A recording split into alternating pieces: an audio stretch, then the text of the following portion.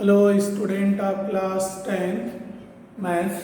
Today we are explaining new chapters.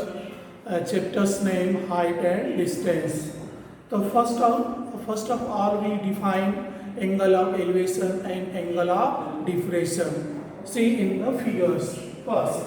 कि आप देखो कि यहाँ फिगर में आपको दिया है कि अगर कोई ऑब्जेक्ट ऊपर है और ये ऑब्जर्वर या स्टूडेंट है, स्टूडेंट की आई को ए से अगर हम डिनोट करते हैं, ऑब्जेक्ट को अगर हम बी से डिनोट करते हैं और ये पॉइंट सी हो गया, तो ये ऑब्जर्वर के आई और ऑब्जेक्ट को मिलाने वाली लाइन को लाइन ऑफ साइट बोलते हैं और ये हॉरिजॉन्टल लेवल है।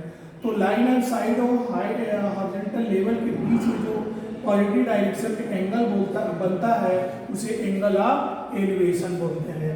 Angle between line of side and horizontal level is called angle of elevation. Simple ये या कहले कि ऑब्जर्वर के आई से ऑब्जेक्ट को मिलाने वाली लाइन और हॉरिजॉन्टल लेवल के बीच में जो एंगल बनता है उसे एंगल ऑफ एलिवेशन बोलते हैं। क्लियर?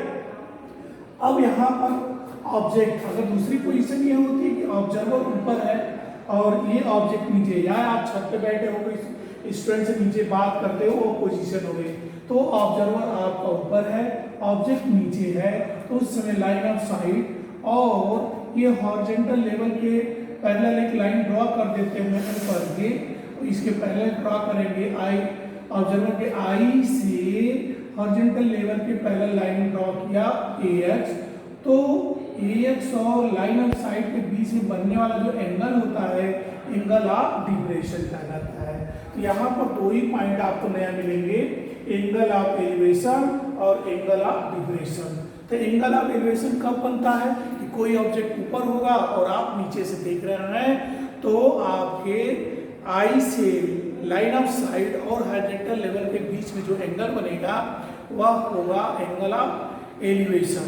अगर आप ऊपर हो और कोई ऑब्जेक्ट नीचे है या कोई स्टूडेंट नीचे है, उससे आप बात कर रहे हो, तो उस आई लेवल से हॉरिजॉन्टल लेवल के पैरेलल एक लाइन और लाइन ऑफ साइड के बीच का एंगल जो होगा वो क्या कहलाएगा? एंगल ऑफ डिप्रेशन होगा। बस यही दो चीज को समझना है। अब आप देखो एक्सरसाइज,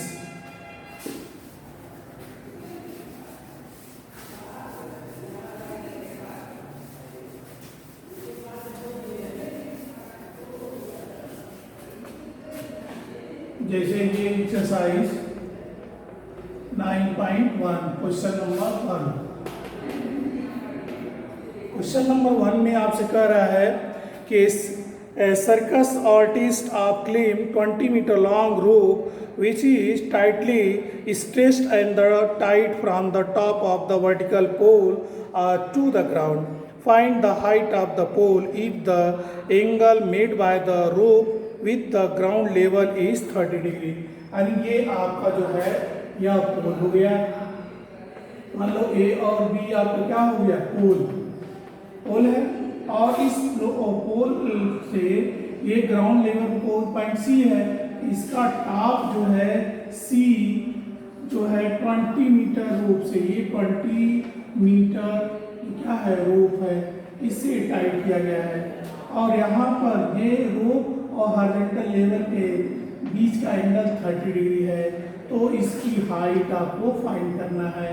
तो इसके लिए हम क्या कर लेंगे, यहाँ पर ये पोल होगा तो 90 डिग्री का होगा, तो यहाँ पर थोड़ा सा डिस्क्रिप्शन लिख लेंगे, let height of the pole equal to S metre और AC is the length of the rope है, angle between rope and horizontal level equal to 30 degree, ये आपका दिया है। और ये थोड़ा सा डिस्क्रिप्शन लिख लेंगे और उसके बाद tan 30 equal to tan 30 perpendicular upon base नहीं है, तो परपेंडिकुलर और हाइपोटेन्यूस किसके लिए रिलेशन होता है? साइन का, तो sine theta equal to perpendicular upon hypotenuse लगा देंगे, सॉल्व कर लेंगे, आपको मिल जाएगा। तो यहाँ पर सिंपली लिखेंगे let the height of pole equal to h meter and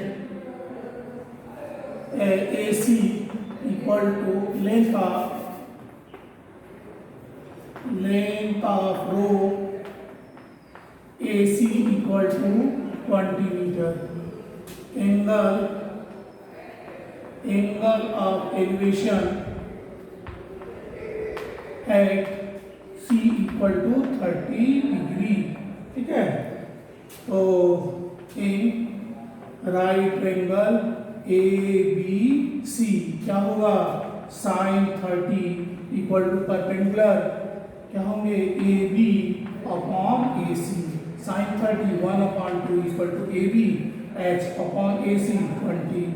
तो ये 2 से 2 कटा 10 या H equal to 10 metre. Therefore height of pole equal to 10 metre. ये आपको क्वेश्चन क्लियर हो गया कि अगर ये आपका पहला क्वेश्चन थोड़ा अच्छे से ध्यान से देखिए कि हाइट ऑफ द पोल दिया है, उसके टॉप और ग्राउंड पे सी पॉइंट है जिसको जो है 20 मीटर लेंथ वाले रोप से रस्सी से टाइटली बांधा गया है और सी पॉइंट पे लगने वाला एलिवेशन 30 है। तो हाइट ऑफ द पोल आपसे पूछा जा रहा है, तो हमने सपोज किया let height of the pole equal to H metre और length of the rope AC equal to 20 meter, angle of elevation at a point C 30 degree, then in a right triangle ABC sin 30 equal to perpendicular upon hypotenuse लगा देंगे, आपका answer हो गया। ठीक है, question number 2 आप देखो।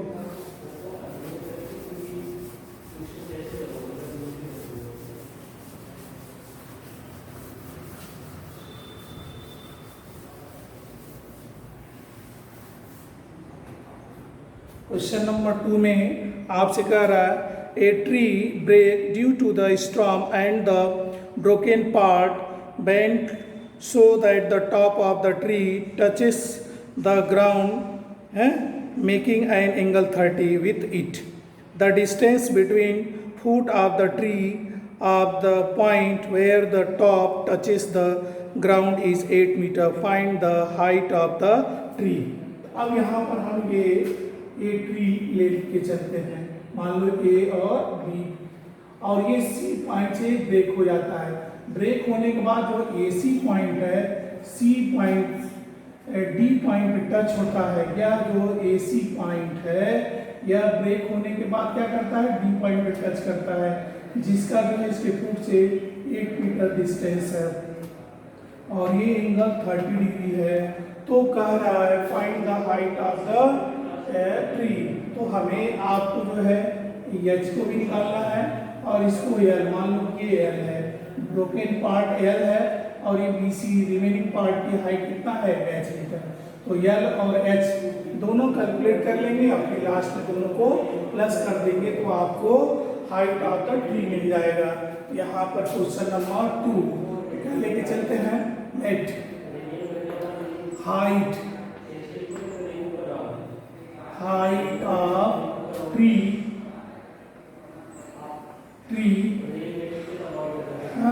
represented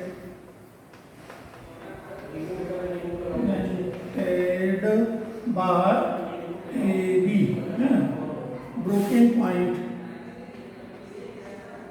broken point is C, then broken part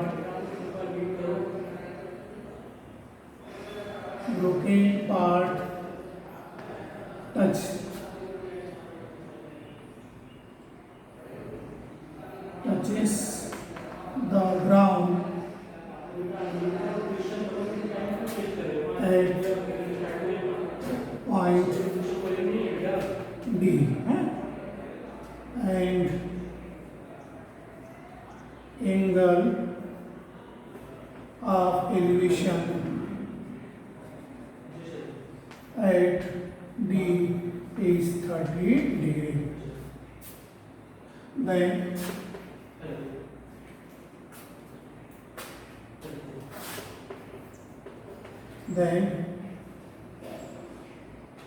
in right angle CBD में, ये CBD में हम दो लेके चलते हैं, क्या एक साइन परपेंडिकुलर अपॉन बेस ये मिल जाएगा और परपेंडिकुलर बेस अपॉन हाइपोटेन्यूज।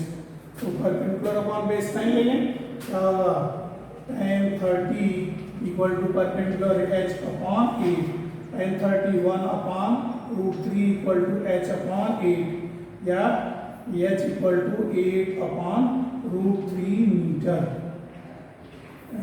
इतना मीटर इक्वेशन नंबर फर्स्ट मान लीजिए। अब हम क्या करते हैं, सेकेंड पार्ट है, इसको लेते हैं base upon cos theta equal to base upon hypotenuse, ये आपको हो जाएगा cos 30 equal to base 8 upon l, base upon hypotenuse cos 30 क्या होगा root 3/2 equal to 8 upon l या l upon 8 equal to upon root 3 या l इक्वल टू 8 या 16 upon root 3। Therefore height of tree equal to L plus H। L आपके पास कितना है 16 upon root 3 plus 8 upon root 3, 8 कितना होगा 24 upon root 3। तो इसको क्या लिख सकते हैं 8 root 3 into root 3 upon root 3, ये frequency equal to 8 root 3 metre. इस तरीके से आप क्वेश्चन को कर सकते हैं। Next solve.